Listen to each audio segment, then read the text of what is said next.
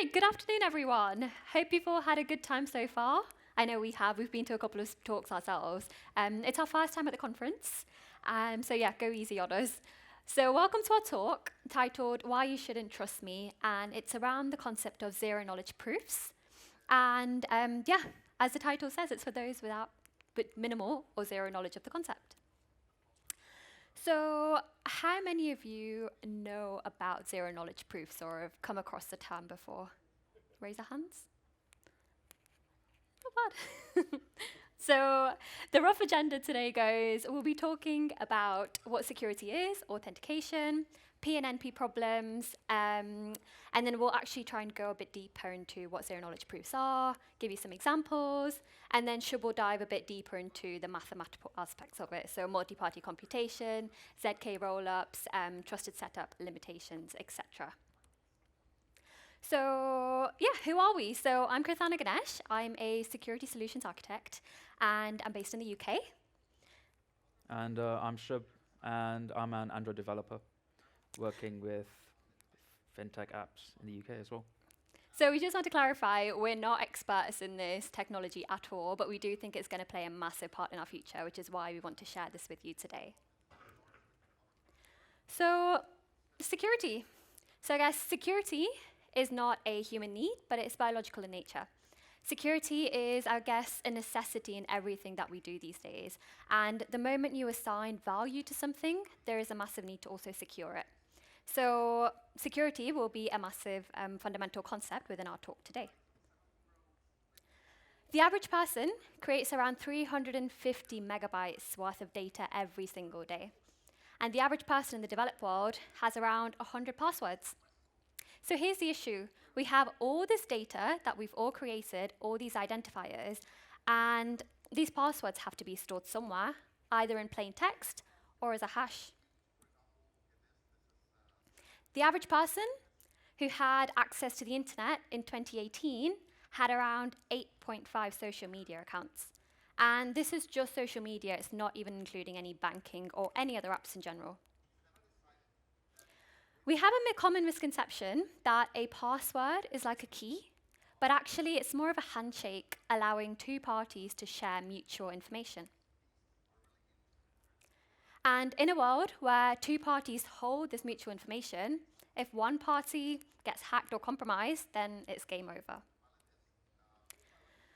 So we all know how passwords currently work. So the user enters their username or password, and then the password gets hashed using some sort of encryption algorithm, and then it's stored onto a database. So when the user then enters this password again the next time around, the password goes through the same hashing algorithm. The two hashes are then checked and compared, and then if they match, the user's allowed access.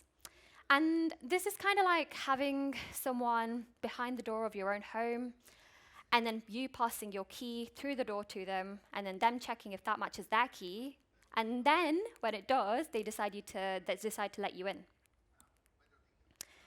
So for all of you Lord of the Rings fans, this is basically what it is. So issues. So we have to trust that the verifier isn't malicious and that they can be trusted to keep this secret secure. And we all know how that goes. Yahoo, LinkedIn, Netflix have all had data breaches over the last few years. And another issue is this creates an arms race. So better encryption leads to better malicious hackers trying to find bigger exploits. This then just leads to greater security, with then even greater exploits, and it's a never-ending spiral.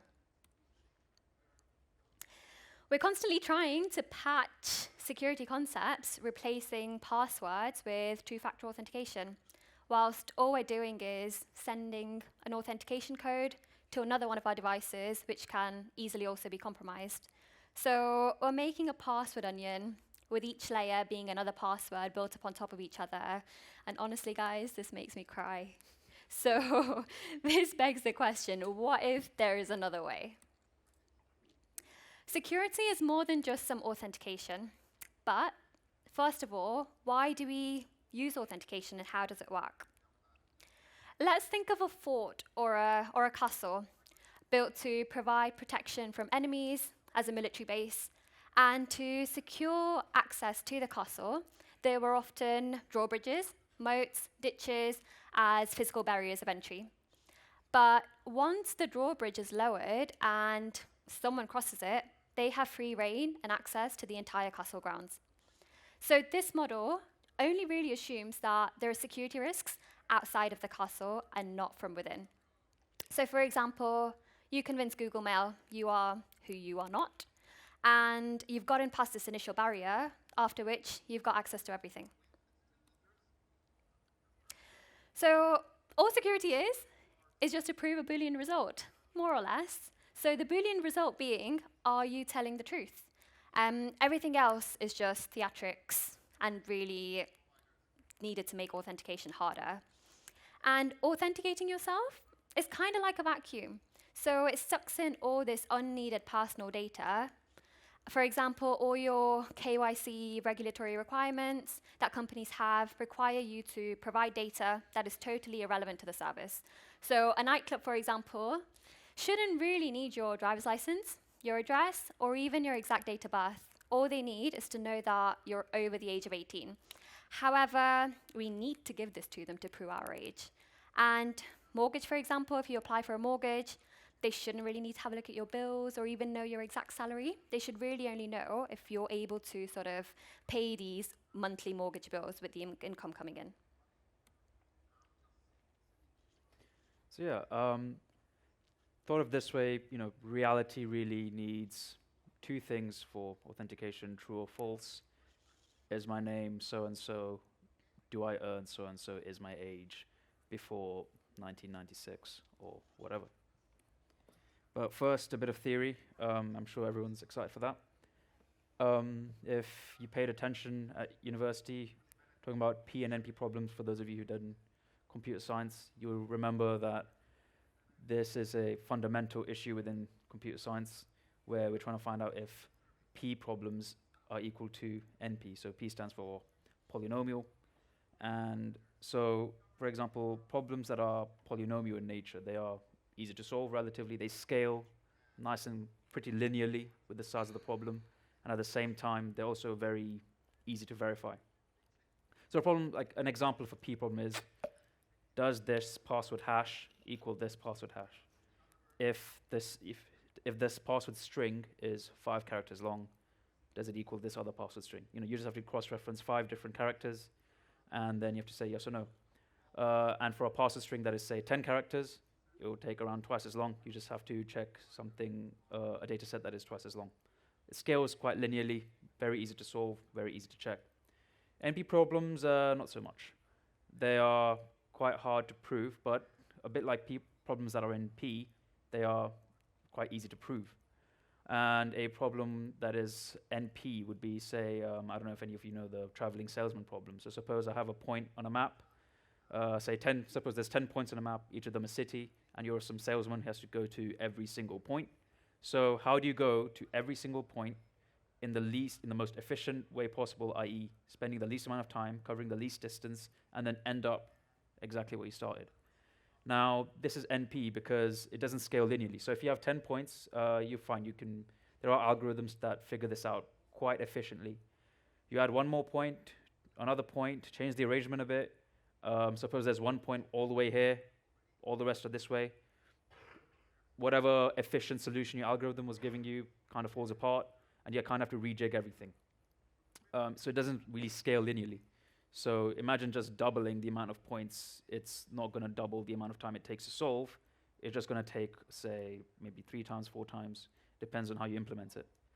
But like I said, quite easy to verify. Another example of an NP problem would be, actually I was at a talk earlier today about a guy who made an AI that can detect whether or not a face is fake or not. I'm sure some of you were there. And that is also in NP. So for example, if your fake faces only have 3 dimensions to them, so suppose you have a smile, facial expression, eye color, hair color. Sure, you can figure out whether or not it's fake or not, but then suppose you add another dimension. Suppose you add skin color.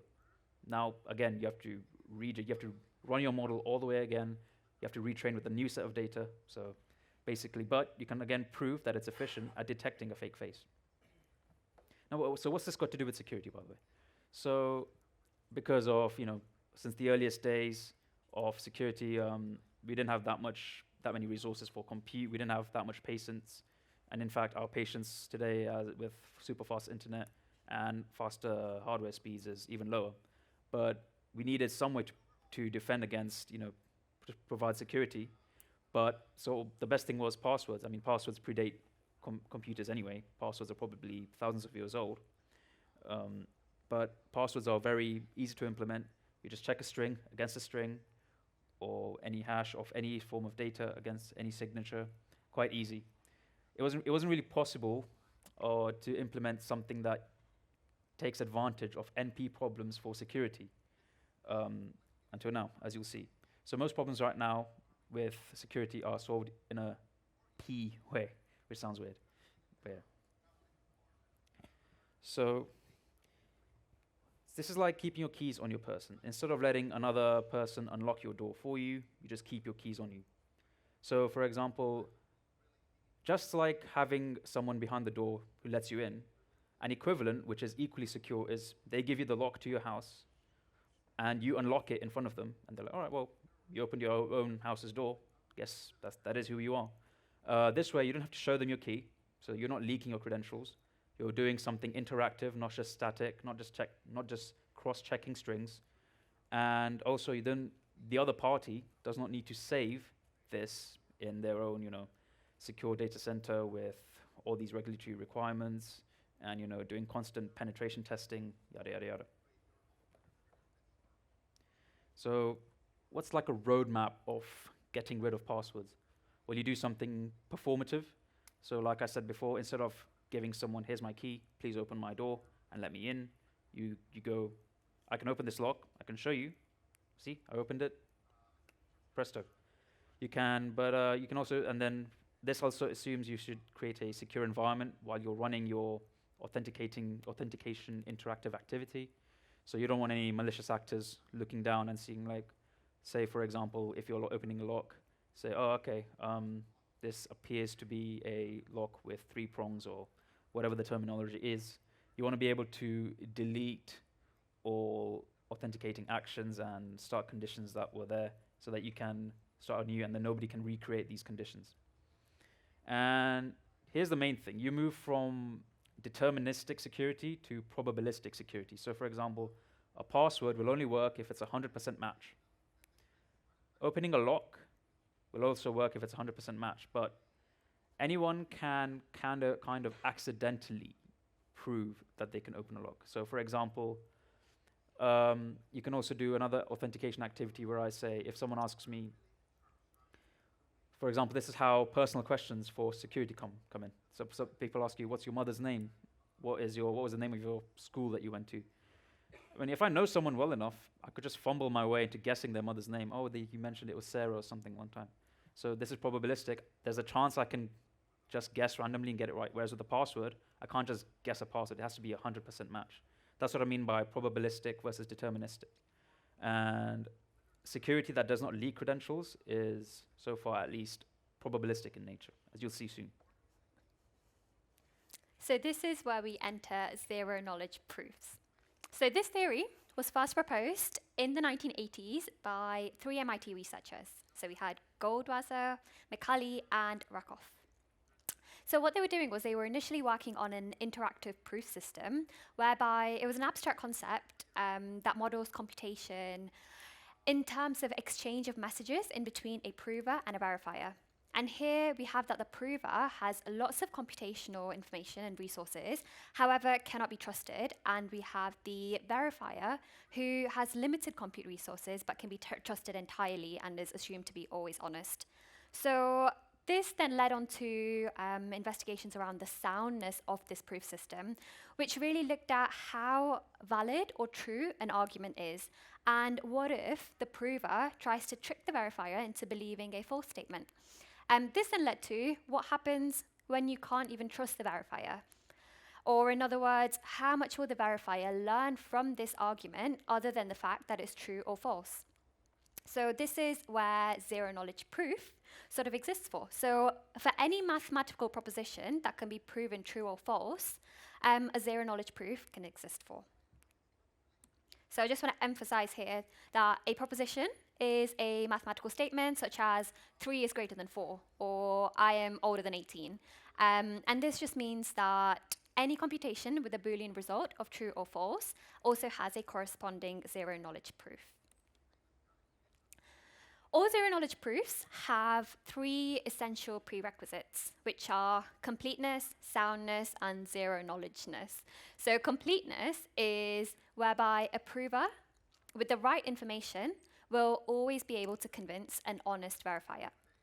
We have soundness, whereby the statement cannot be falsified and the verifier cannot be convinced that the prover has the required input when they really don't. And zero knowledgeness. So zero knowledgeness is where the verifier would not have access or will not be able to have any information beyond the statement of it being true or false. And details of any information or personal data is just kept anonymous. So we have a few examples to illustrate this concept. So we'll start off with the Alibaba's cave. So with the Alibaba's cave, some of you might have come across it before. We have Peggy, who is the prover, and we have Victor, who is the verifier. And Peggy, the prover, wants to basically tell Victor, the verifier, and prove that she can go through the door and has the key without showing Victor the physical key. In this scenario, we have Victor, who always stands at the entrance of this circular room.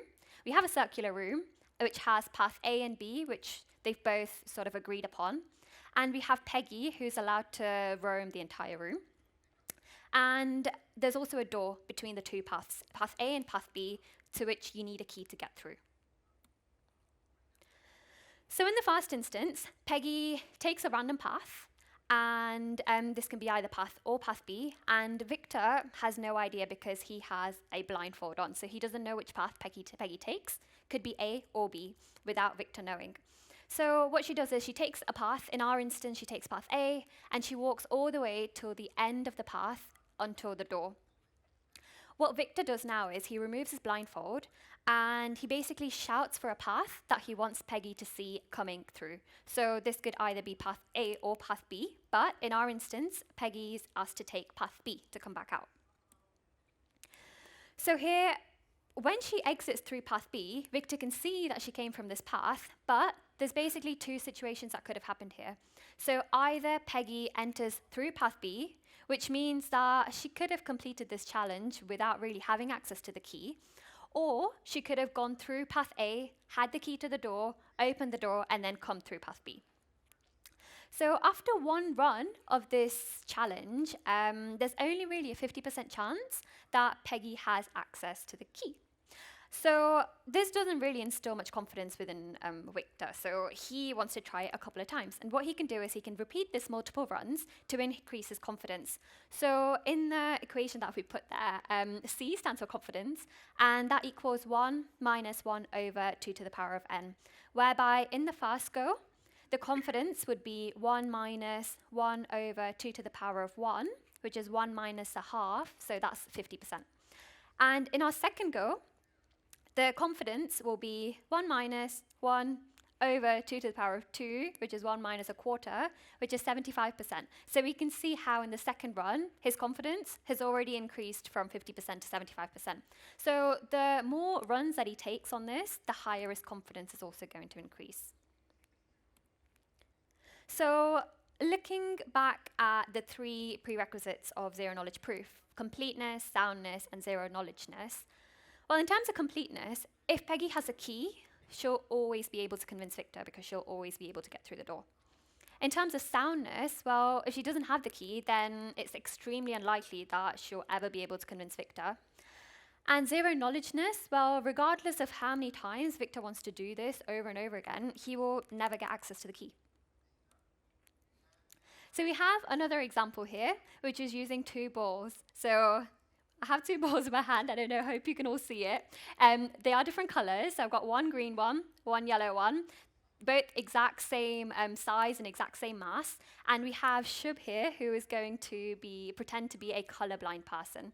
So two different colors. Shub doesn't know what colors they are because he's colorblind. So as far as he's concerned, they're both the exact same balls, exact same color. So what I'm going to try and prove is that they are two different colors. So I'm going to ask Shub to take over these balls, but note the order and the color in which I pass them over to him.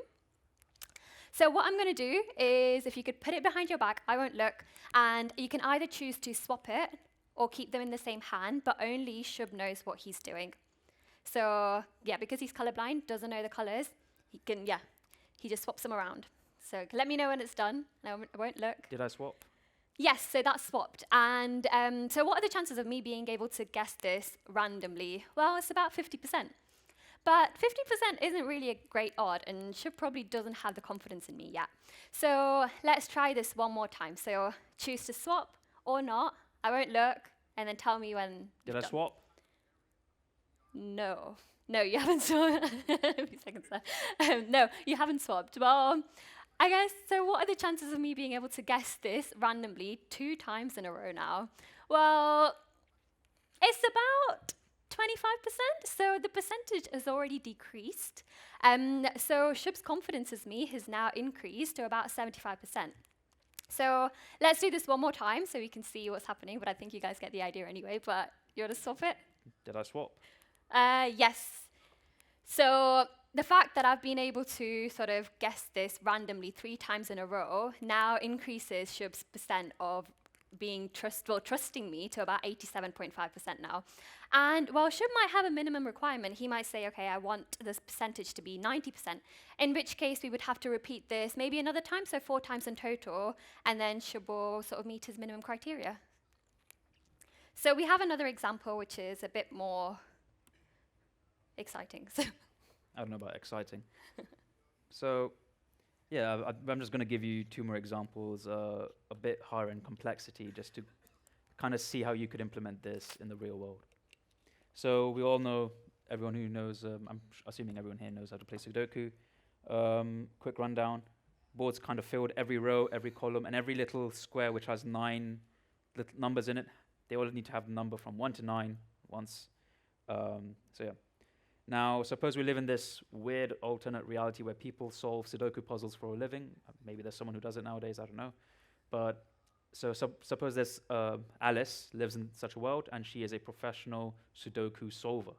And a guy called Bob comes up to her and asks her, hey, I've got this Sudoku puzzle. It's really hard, and I can't solve it. Can you solve it for me? And Alice would say, yes, but obviously Bob isn't just going to want to pay her for no reason. He needs, like, can you prove that you can solve it? Otherwise, I'm not going to pay you. Alice says yes, but Alice can't just say, here, I've solved it. Here's a solution that proves I can do it, because Bob can just see the solution, run away without having to pay Alice, and Alice will starve to death. Now, so how does Alice accomplish this? Well, she can use zero-knowledge proofs. So this is a pretty relatively easy protocol as far as zero-knowledge proofs go. So she creates a mapping, first of all. So on the board, and when she fills in her solution, as you can see, the board has already been filled in. So like in the top left, 9 squares, you can see 5, 2, and 8. So with this new mapping, as you can see on point 1, so 1s become 3s, 5s become 2s, 3s become 9s, etc., etc. And then she also comes up with a random bunch of strings, bytes, called nonces, for each of the single 81 squares. And so this leads her to 81 different randomized bytes. Then she'll fill in the Sudoku board with her actual answer, but she'll mutate it with the mapping, as I showed in the last slide, where 1s become 3s, 5s become 2s, etc. So she kind of has a scrambled Sudoku board. But because it's a 1-to-1 mapping, if she has a valid solution, the solution is still valid.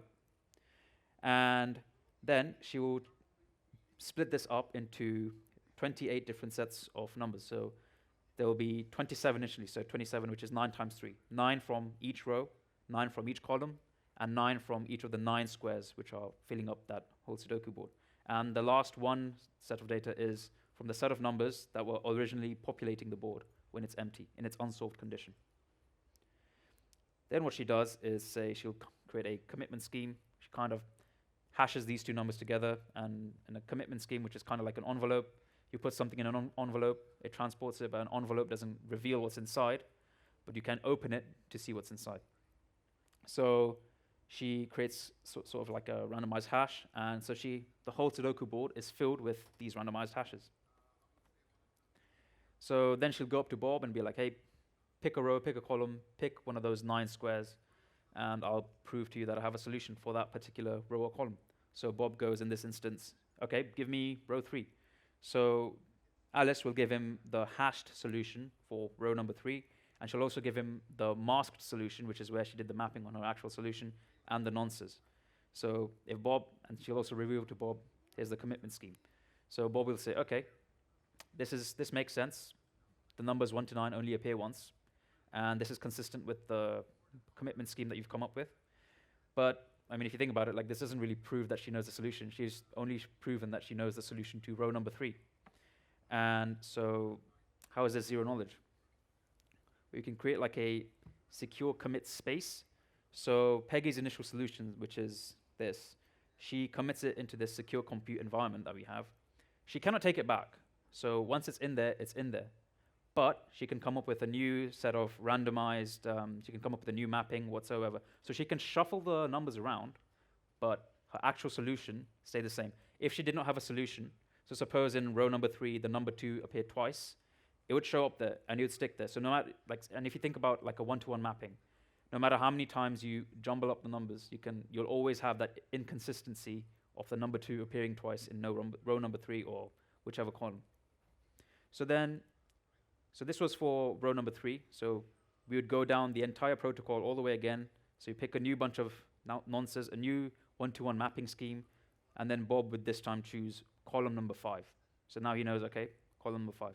So and this goes back to what I said about probabilistic versus deterministic proofs. So Bob does this enough times. Suppose he'll do this 1,000 times. He'll check, suppose for example, he wants to check every row, every column, every 9 square 100 times. If Alice did not have a solution, the chances are, if Bob does this enough times, that he'll pick the exact row that Peggy has chosen to put in her, to leave the bad part of her answer in, if you know what I mean. So she can't hide that row with the wrong answer forever.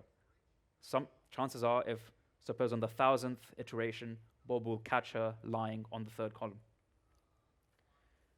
So is this a zero knowledge proof? Yes. So Bob doesn't learn about the solution, but if he runs this enough times, he would know that Alice does have a solution to this Sudoku puzzle. And you might be thinking, well, he still kind of knows the solution to a Sudoku puzzle because you can shuffle it up, but maybe he wants an exact solution to the original board, because a Sudoku puzzle is only relevant if it matches the originally filled in squares. And also, like I said, like, one iteration would only give him a confidence of 1/28 because there's 28 possible sets of numbers. So you'd have to repeat this at least 28 times, but that's not recommended. I mean, this would need like 1,000 different iterations for him to actually be confident. And obviously, because each round Peggy is choosing a new commitment scheme and randomized bytes, then she doesn't have to reveal the actual solution to him. And this is just our final example, just to drive the point home. Thank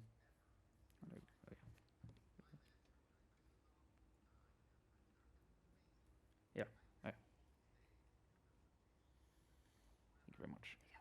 So this is what's called a 3-coloring problem. So we have a graph here. This is kind of related to Sudoku.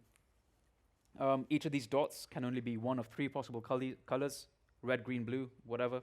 Pick your favorites. But at the same time, they cannot be the same color as the dots that they're connected to. So for example, if this one's blue, this one cannot be blue, and this one cannot be blue. And these 3 can only be one of 3 different colors. So let's say someone comes up to me, and we live in an even stranger world where people solve these problems for a living. And he comes up to me, he's like, hey, I got a solution. I'm like, all right, prove it to me. And so he's like, we do this in a zero knowledge way. So first, now remember, like I said a few minutes ago, the commit space. So they have committed their solution. They cannot take it back, but they can shuffle the individual parts of the solution around to not show me the actual full solution. So for example, I'll be like, right, let me randomly check this line. All right, this is valid. This is purple, and this is aquamarine. Some would say blue. I don't know. How about this one? Okay, purple and aquamarine. What if I want to check this one again and see if they're trying to reverse psychology me and be like, okay, he's checked this line. I can put my, if they didn't have a solution, they could be like, okay, I can lie about this line. I can put my bad solution here. Nope, okay. It's still valid. So I can do this all the time. And can you see like the confidence going up and up? Because I'm checking different points. So 24.12, 29.18, 33. Now 33%, not really great. So I mean, in the interest of time, I know we're all quite tired right now. Let's do it turbo, and then let's keep running this until a minimum probability threshold is met. So pay attention to the confidence meter at the bottom. We keep checking random lines in this diagram. Keeps going up and up and up and up and up. And then you'll see the increase gets smaller and smaller. You can never be 100% sure. Nothing's given in life except for death and taxes, as they say. So two things are either happening here. They either have a legitimate solution to the problem, or every time I select one of these lines, so suppose I select this line, every time I'm selecting one of these lines, they just happen to get lucky and hide the bad part of the solution on another part of the diagram, and I'm just not selecting the same part. But let's take a graph like this. Now, this does not have an actual solution. It's impossible to solve this graph by having each dot being one of three colors and not the same color as one of the dots is connected to. So I can do the same thing here. So let's run turbo again and see how long it takes for us to run into the fraud. Okay, look, we came across it. So now we've stumbled across it. So let me reiterate. So like I said, there is no way to solve this. So if you can see over here, where is this? Yeah. They're lying somewhere. Huh? Oh, yeah, exactly. Yeah, the two diagonal ones. Yeah, thank you. These two are the same color. And so they can come up to me like, hey, I've got a solution. And if they're lying, they will have to hide the line where these two dots are repeated. But obviously, if I do this enough times, I will come across that line and be like, caught you. So this seems very abstract, but this has real-world applications. So if you think of each dot as a cell phone tower and each color as a frequency, you cannot have two cell phone towers which are very closely related in terms of frequency, because this will lead to interference, and you'll have lots of angry customers. And so this is a real problem that can be solved through zero-knowledge proofs. And I believe there was a startup that demonstrated something like this, because if you're a cell phone company, you can only have a certain frequency within the frequency band. You can't have free reign over the whole frequency, because otherwise all our infrastructure would be jumbled up. And so you need to figure out a way of solving this issue.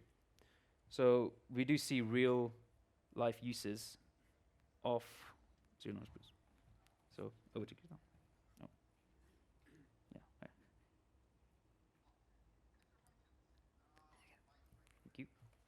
So zero-knowledge proofs come in two flavors, interactive and non-interactive.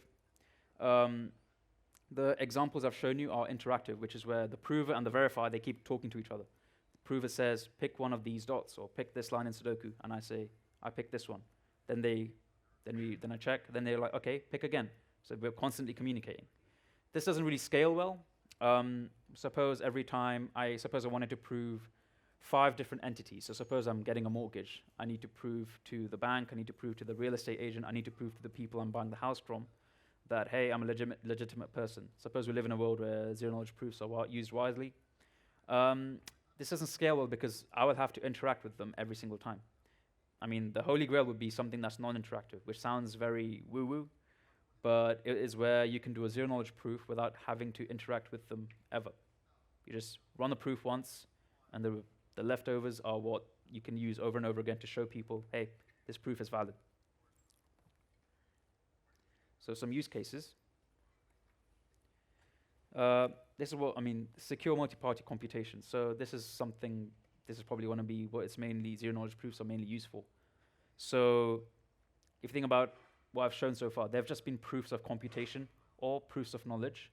So, with me, Keerthana proving to me that she knows the difference between yellow and green, or with the Sudoku example, that's a proof of a computation within the constraints of the rules of Sudoku that I can solve it. And so I think the proof of computation is probably the most powerful aspect of this. Because if you can trust someone that they've done something right without knowing what they've put into the computation, so for example, your accountant, or suppose you're a company trying to acquire someone else and you have to do due diligence, etc., etc. If you can prove that the accountants are not fishy, but without learning about their financials, because I'm guessing that's classified information, right? That'll be quite powerful. So for example, Alice and Bob, they want to concern themselves with this shallow experiment of finding out who's richer without giving away their own net worths. So Alice has her own private data, her net worth. Bob has his net worth. They can create a zero knowledge proof framework where they can provide their inputs to this zero knowledge proof, and it spits out the result of who is wealthier without them having to share how much they both have individually. And as I said before, this allows for massive improvements in the way we collaborate so far.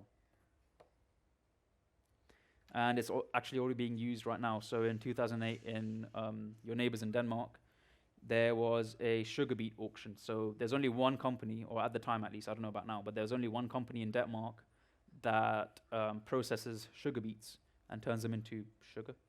And there's many farmers.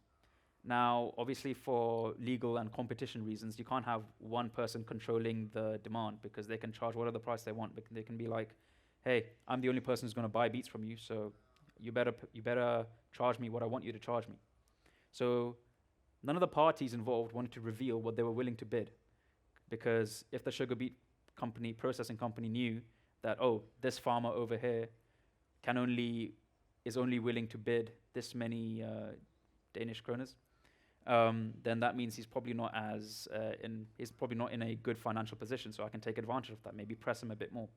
So they ran a secure multi-party computation auction where all inputs were private, and this led to and then they set the sugar beet price using that, and nobody else knew. Nobody had to raise their hand being like, oh, this much money or this much money, this is how much I'm willing to provide. So this is being used right now, and this is more than a decade ago, albeit a relatively simple case. Another one would be Kedit, which is an Israeli company. They're a data collaboration platform. So suppose you are Uber Eats and there's another restaurant chain that you both want to partner up with for exclusive deals. Now, Uber Eats doesn't want to give away Uber Eats might not want to give away how many other restaurants they serve, and the restaurant chain doesn't want to give away which dishes are the most popular. Because if Uber Eats knew this, they could probably say to a competitor at a lower price, hey, provide these same dishes, but we'll give you lower commission.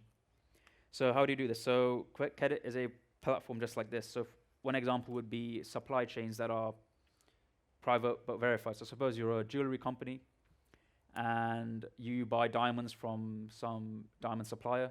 Now we all know diamonds could come from conflict-prone areas, so like lots of human suffering involved and all that bad stuff which we want to minimize.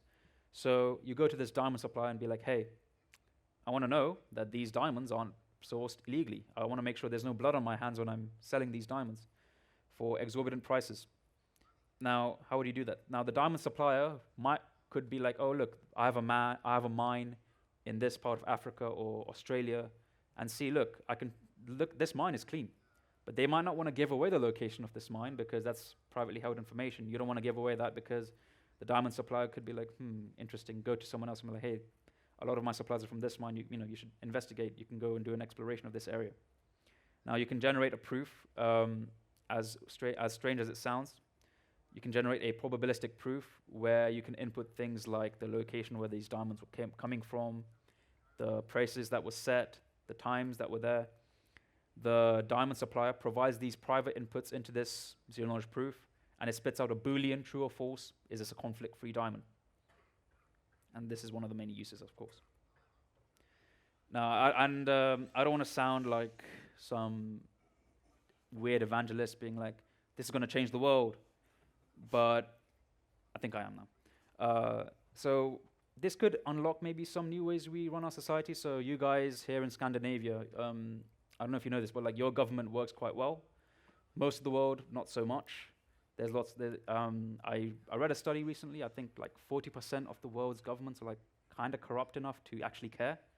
So you guys are lucky. I mean, I know you guys pay high taxes and whatnot, but I think it works out well in the end. But you think about the role of, say, government. One of it is, collect taxes and distribute them throughout the population for welfare, etc., etc. Now, the government needs to maintain the monopoly on force because you can have people who can run away and be like, I'm not paying any taxes, screw you. So you need some ability to, you say, call the police on them, throw down the hammer of the law and be like, hey, you got to pay your taxes, otherwise, I'm going to put you in jail.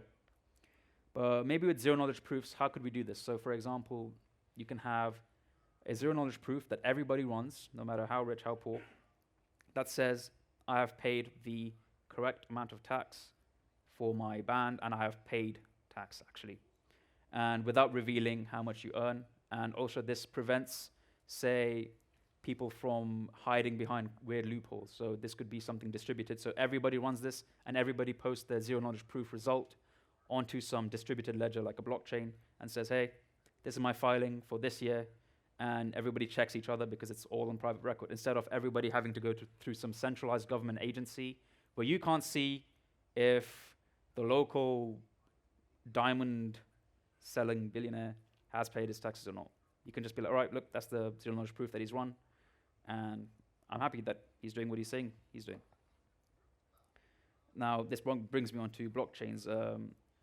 Blockchains are one of those things that people say are going to change the world, but I'm still waiting for that. But it is an interesting technology, and zero-knowledge proofs have actually really transformed their scalability.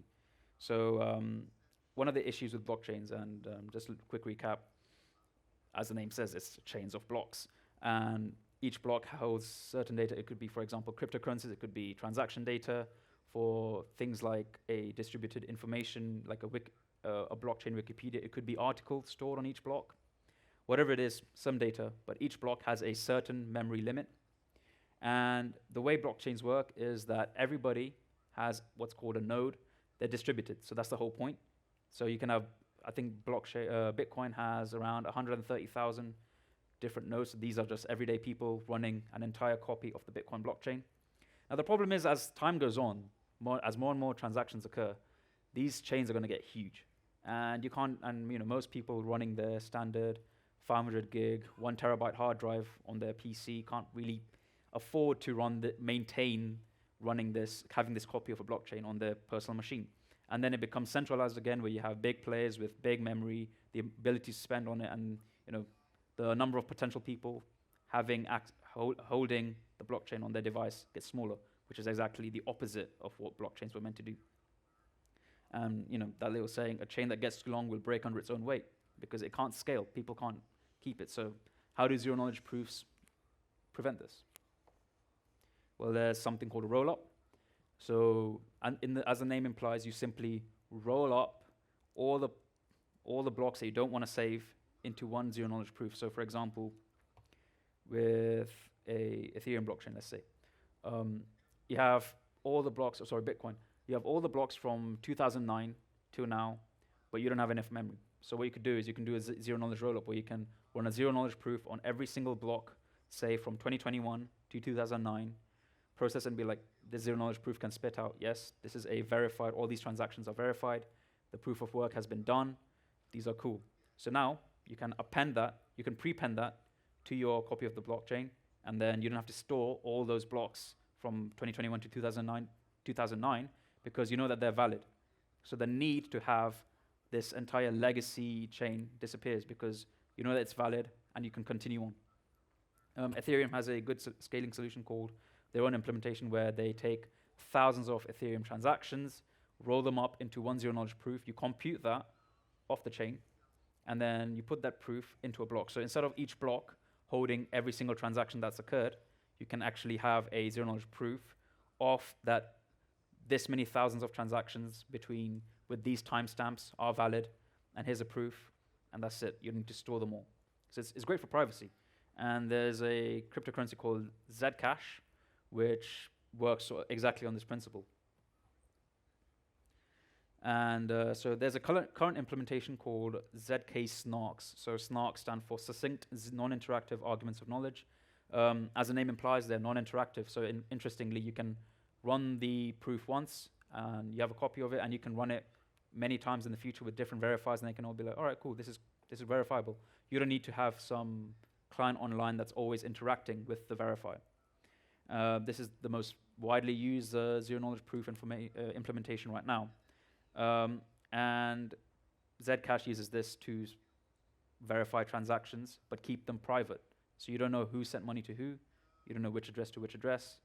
I know the police are probably what's going on here? But I think it is. But I think it's a pretty interesting idea, and it's really good.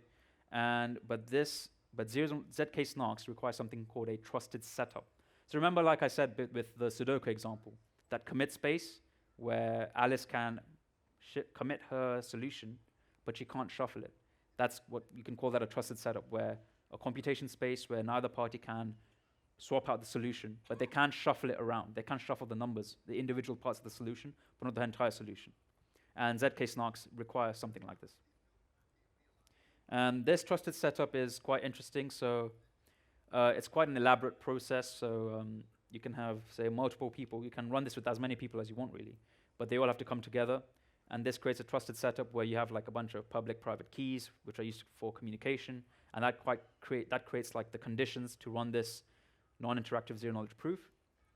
The problem with this is that if someone retains the keys from this trusted setup ceremony, they can create their own zero-knowledge proofs and fake them in the future. So with Zcash, with this cryptocurrency called Zcash, if you can hold on to this ceremony, it's called toxic waste, this data, which if someone keeps a hold of it, they can generate infinite Zcash. And actually, you see this guy holding an angle grinder to a machine. So when this cryptocurrency Zcash was first implemented, they had a ceremony where what they did was that they took 6 people in 6 different locations around the world, and they all had them buy brand new machines, remove the Wi-Fi and Bluetooth receivers, and they were documenting this all the whole time with like cameras, like, oh look, this is me going into the shop and buying this new machine. They ran a script that generated parts of this initial private key. They did the ceremony where they all came together. They set up the first block, and then they had to ensure that this data that set up this initial chain was destroyed. And there's literally videos. If you go up on YouTube and type in Zcash ceremony, there's people like literally taking like blow torches and burning laptops. This guy's like literally chopping it into chips. It's a very dramatic process, let me say. So that's the thing with these trusted environments. You need to ensure that they are torn down immediately as soon as the proof is run. But there is an implementation called a Stark, which does not have a trusted setup, but it's also quite succinct. So it runs non-interactive proofs, but it does not require trusted setup. So now onto current limitations and the future. Now, this whole talk, you might have been wondering, like, I mean, why the hell aren't we using this more? Why haven't I heard of zero-knowledge proofs before? Well, that's because these protocols are very intensive. I mean, it's great for proving Sudoku and little graphs with 3 colors. But if you think about it, those variables are quite limited. There's only like small number of variables with the colors, for example, 3 different colors and 3 different constraints. It can't be the same color as the neighboring dots, etc. And with Zcash, it's quite simple because you have what is the data to do with the transaction? You have the sender, the payer, the payee, the transaction amount, and some metadata, which has like a reference. When you make a mobile payment, you have like a reference field. And it's relatively easy to run a zero-knowledge proof and create one for this. But for something properly that for other bigger reasons, so suppose you want to prove your age, creating a zero-knowledge proof for that, depending on the person and the type of ID you have, would probably take around a couple minutes with current implementations. And you can't just wait around for a couple minutes if you want to go to a nightclub, just standing there with a generating progress bar. I mean, you're too drunk to even know what's going on. And also, it doesn't really scale well on mobile devices. Like I said, it requires a lot of computation and a lot of time. So But as with anything, there are more and more implementations coming up. There are more and more open source libraries being created. If anyone's interested, libsnark is a very widely used open source library for creating zero knowledge proofs. You can create simple proofs of saying, is this number, you can have like a private bunch of data like 0 to 10, and you can have like a private number, say 5, and you can run a proof on saying, is this number within 0 to 10 or within 0 to 1,000, whatever range, without actually revealing to someone else what that number is. So, but obviously, as with anything, more adoption, more standardization will lead to better implementations and more wide-scale use. So that concludes our talk. So yeah, who still has zero knowledge of zero knowledge proofs? Good, that means we've done our job. Thank you so much, everyone, for coming to our talk. And I hope you've enjoyed it. We'll be up here if you've got some questions, but I know it's beer o'clock, so yeah, thank you very much.